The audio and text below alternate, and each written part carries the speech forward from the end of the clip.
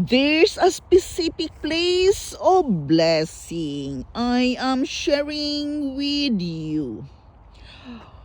These thoughts, a specific place of blessing, like Elijah told King Ahab that because the people had turned away from Jehovah and were worshiping idols, there wouldn't be rain for years.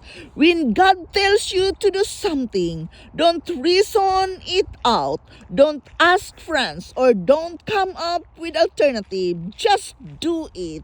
There's a specific place of blessing when you can do what God wants you to do, because sometimes you have to leave a friend who's pulling you down, or leave an environment when you compromise, or leave what didn't work out and move forward into the new things God has for you. Be quick to obey what you hear in your spirit. God is leading you to your place of blessing. There's a specific place of blessing for all of us.